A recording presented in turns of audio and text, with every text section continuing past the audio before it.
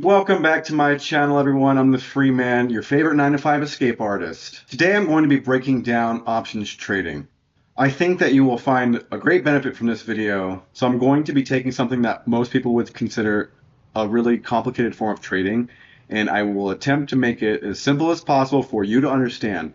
Get your tablet, get your paper, whatever it is that you use to take notes, or if you just are better at listening, pay attention, because this will be really in depth and it will help you to realize whether or not options trading is for you, because it's not for everybody. There's futures, crypto, forex, stuff like that. I've been through all of them and I prefer options. I do a little bit of everything, but I prefer to trade options because of the Greeks, which we will get into a little bit in this video. If you haven't already, like this video, subscribe, and turn on all notifications from this channel, because I will be uploading 1 to 3 times a week about trading, about my updates for my own life, and also some motivational stuff to keep you in the right mind state to achieve whatever it is your dreams are. Whatever it is you want to do to escape your 9 to 5, it doesn't have to be trading. It could be anything. It could be music, it could be baking, it could be sailing, it could be whatever it is that you want to do. I want you to be able to achieve those things, so I'm going to have a motivational aspect to my channel as well. So keep a lookout for those videos, stuff like that. Make sure, like I said, you like, subscribe, share my videos to your social media. Encourage your friends to watch to see if maybe they can vibe with something that I'm talking about, stuff like that. This is what I do for a living, so whatever you can do to support me, I appreciate that. As much support as I give you, I would hope that you would give back. Thank you very much. Let's get right into it. I'm going to explain the definition of what options trading is. It's going to sound confusing, and that's okay. It's also a bit different than how we actually trade options, and I'll explain that later in the video too.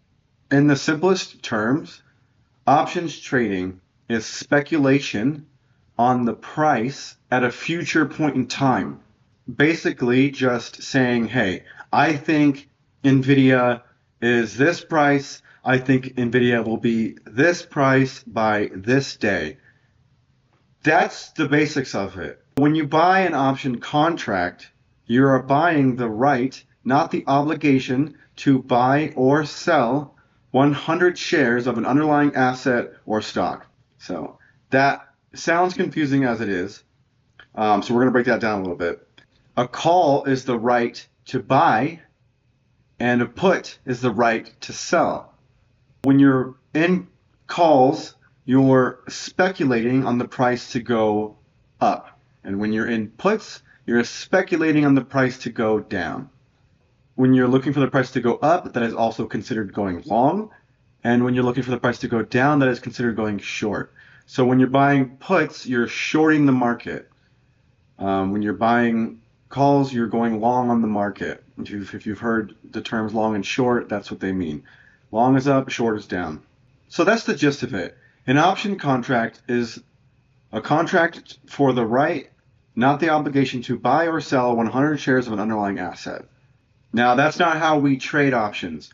I would say most people do not trade options that way. The majority of people, what we do is we buy and we sell the actual contract. So that's where the confusing part comes in for options trading. On the surface, it seems like you're buying and selling 100 shares or whatever it is that it sounds like, but in reality, you're just buying and selling a contract. Whether or not you execute that contract is another thing as well. Let me get into that. So in this example, we're going to use SPY. Let's just say, but we're going to exaggerate the value of SPY. Let's just say SPY is $500 in this example for you to understand options contracts and how they work. You're speculating on the future price movement of SPY. Will SPY go up to 510? Will it go down to 490? That's the gist of options trading. You are speculating on the price movement, right? And then you're using your technical analysis to support your theories about the price movement, and then you place an options trade based off of that speculation. When it comes into making that actual trade, you have two options. You have calls and you have puts. Calls are when you're speculating for the price to go up, and puts are when you're speculating for the price to go down. Now let me break down what the contract is. Let's say I bought a contract for SPY at 500 to go to 510. And let's say that contract cost me $1. That's what the value shows on the options chain, $1. That means I need to spend 1 times 100. That is the value of my contract. So my contract would cost $100 to buy a call position for SPY to move to 510. Let's say I set the expiration date for tomorrow. So one date to expiration. That's what DTE is. We'll get into that in a minute. We have our contract. We have our call. We're going long into tomorrow for 510. SPY is 500.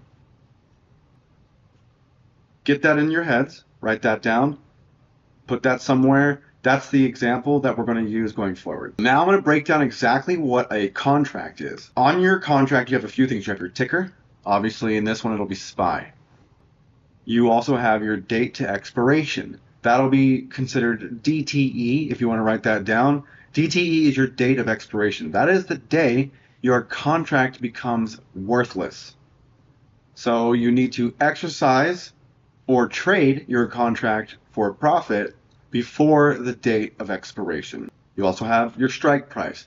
The strike price is what you expect, what you are speculating the price will be before the date of your expiration or on the date of your expiration, whatever your speculation is. Your strike price is that number. So when you're going to buy your contract, like I bought my contract, in the example for 510, that's my strike price. The current value of the underlying asset, SPY, is 500 in this example.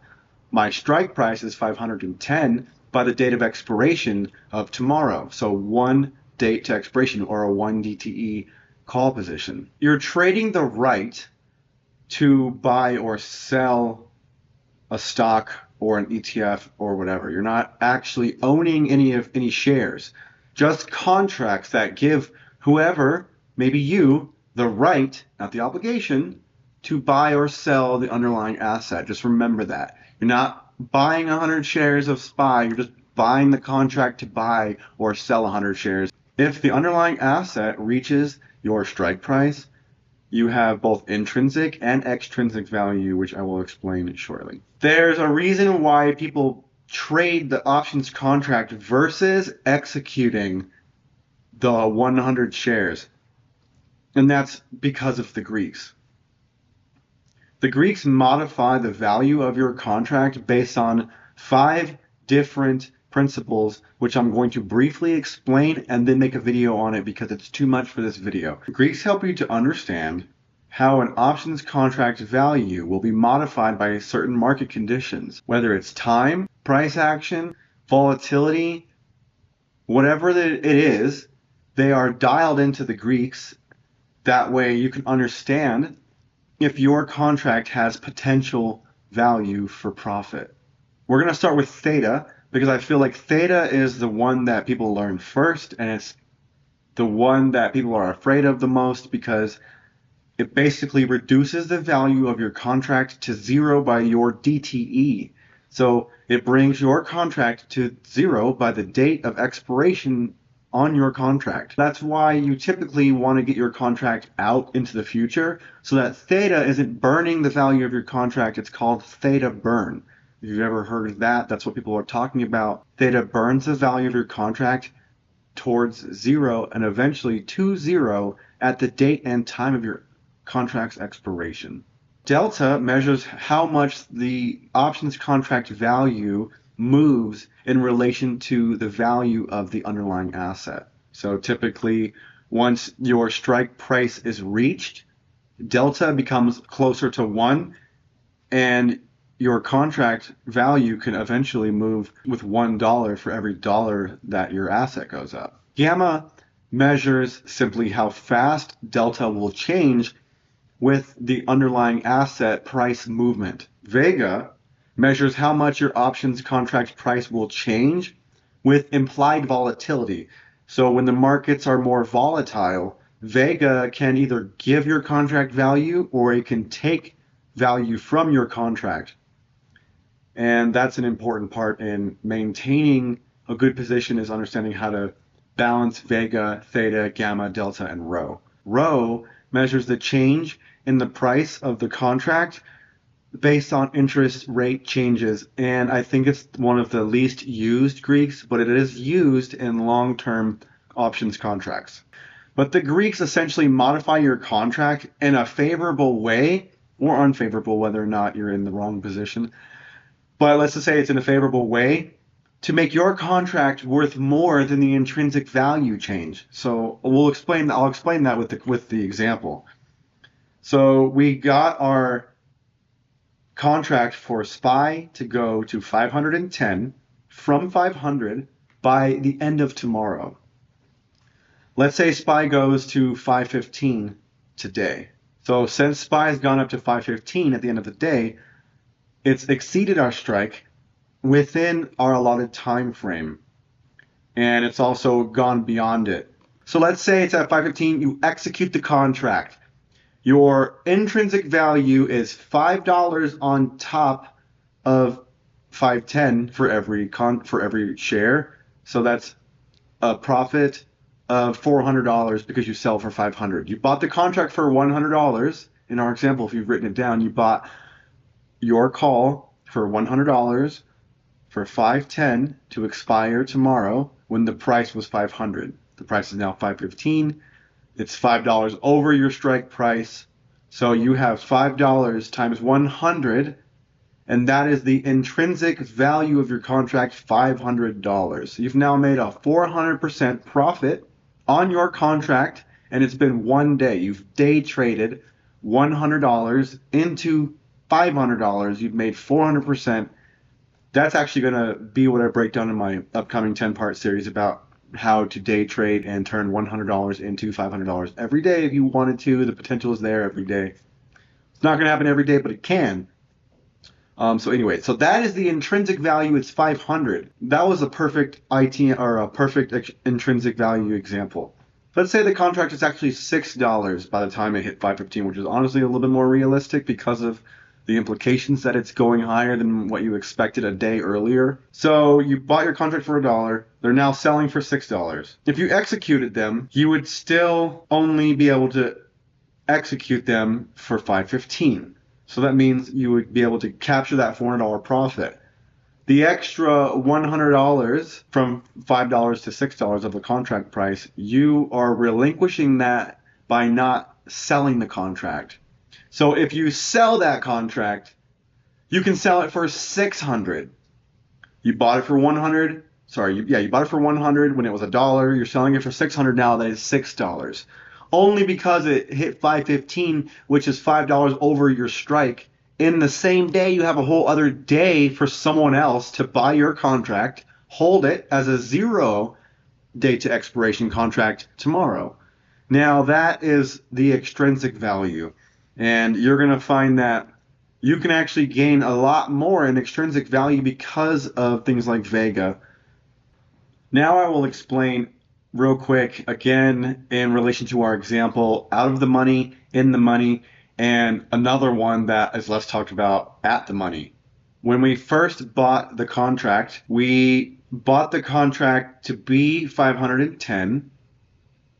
SPY was at 500. So when we first purchased our contract, it had 0 intrinsic value, which means that if we executed it and we tried to buy SPY, we would lose money.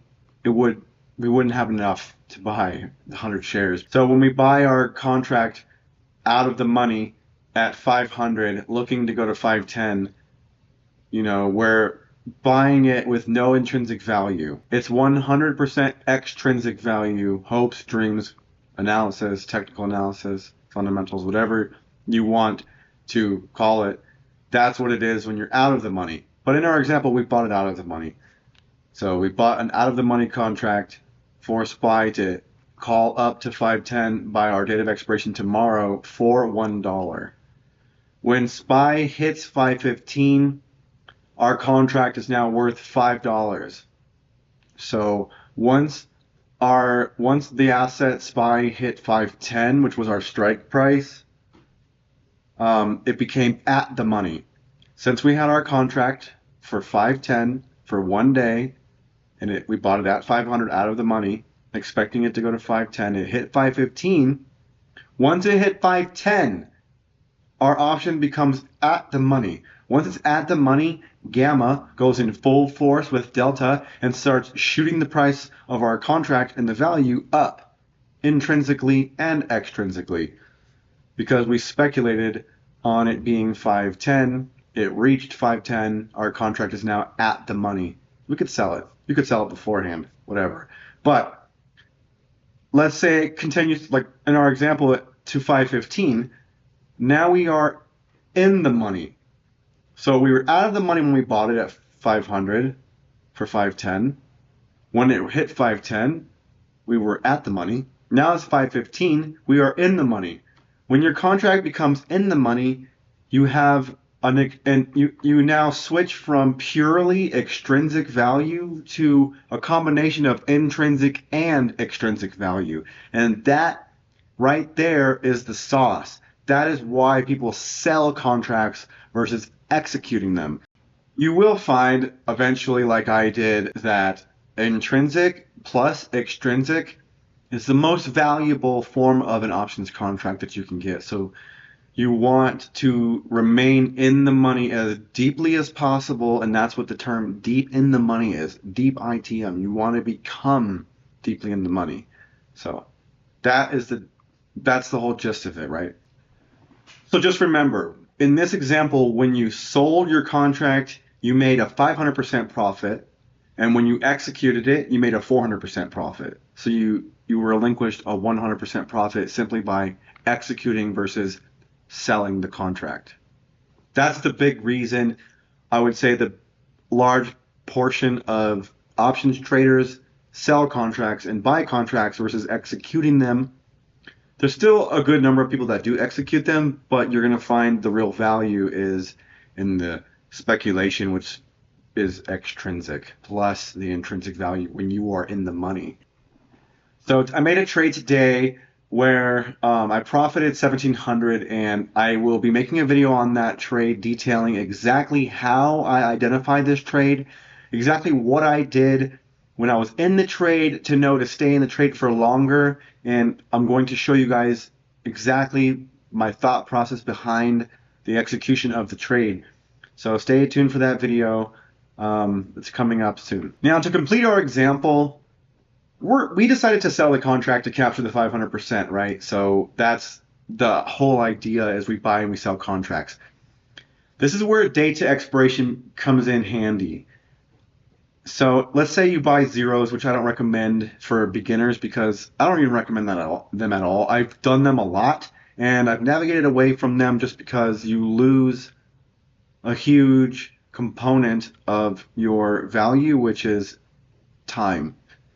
So when time is relinquished from your contract, it's all a gamble at that point, especially if you're deep out of the money. So there's a lot of stuff to think about.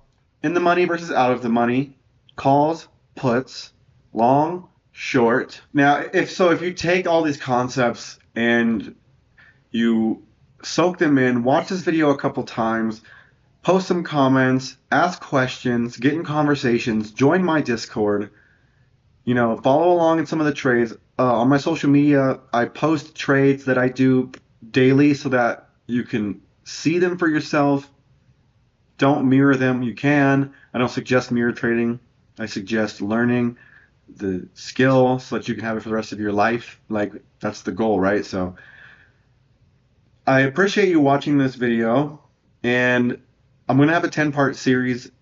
It will be about turning $100 into $500 every day as a potential outcome with certain strategies, market structure, moving averages, supports and resistances, different things that you can use, different tools that you can use to help you to identify trade setups. Okay, this is not random. We find trade setups, we identify the longevity of them, we enter them, we exit them with ease, with swiftness. We come in swiftly and we exit with our share of profits from the market every day. That's the whole goal. That's the whole point of this stuff, guys. I would say some common mistakes for getting into options trading Thinking it's really complicated, I think, is a big part. People, that's a big mistake, is thinking that it's very complicated. It is as complicated as you make it, just like anything else. So that's a big thing that is a common misconception, is that it's very complicated. It can be complicated, but it's not for the most part. Um, Trading with emotion is one of the hardest things that you're going to overcome when you're trading in general. Whether or not it's options, it could be futures, forex, crypto, whatever it is you decide to do. Battling your emotions and overcoming your emotions and different forms of emotions that you have that come up, that's what's going to define your success in the trading world. It won't be your wins and your losses. Your wins and your losses don't define you. You're not defined by wins and losses. You're defined simply by your ability to control yourself. Control the way that you're interpreting things. And let's say you're in a trade and you're down because you mismapped it. Getting out at a proper time, accepting you're wrong, jumping on the correct trend and fixing it. I mean, today I was down in a trade $300 before I readjusted, and I ended up 1,700 up within 40 minutes of readjusting. And I'm going over that trade in another video. But that's an example of proper loss mitigation. When you're not properly mitigating your losses and stopping yourself from taking on further loss, that's what's going to cause you to lose all of your money, all of your hard-earned gains and stuff like that. So I'll get into that in other videos. This video is specifically about options trading. I hope that you got a lot from this video. I know that there was a lot we talked about. We went over a lot. Please, please, please ask questions.